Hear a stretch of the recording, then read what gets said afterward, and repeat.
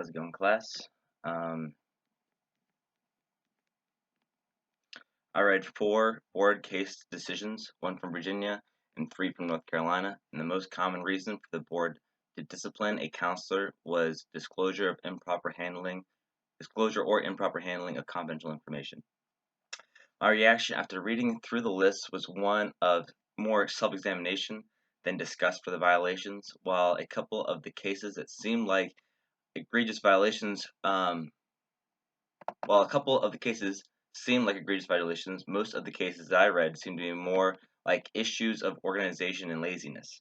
I don't think that the counselors that committed these violations sought out to hurt people, but they obviously provided harmful care by not being as thorough or as organized as they should be.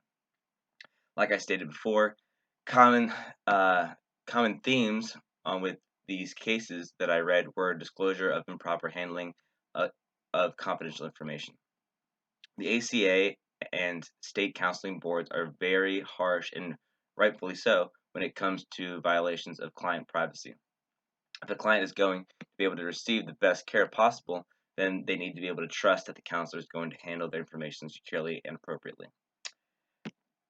In the case of Catherine Lee Stewart, which was compiled on March 23, 2020, she committed a myriad of offenses, but the behavior can be best summed up in that she discussed sensitive client information with other clients.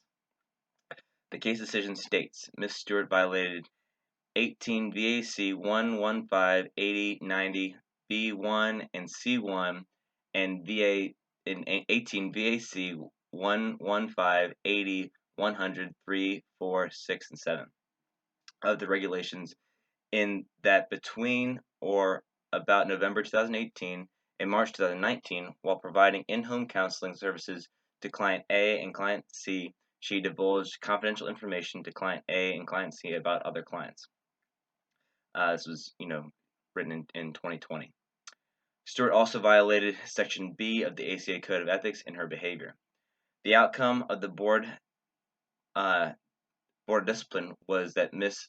Stewart got her registration to practice as a mental health counselor suspended.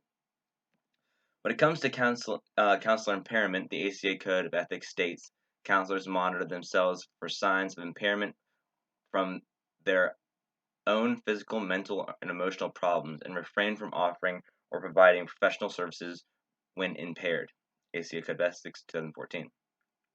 The VA State Code states in 18 VAC 115-20-130 that the counselor needs to avoid dual relationships with clients that could impair professional judgment or increase the risk of harm to clients.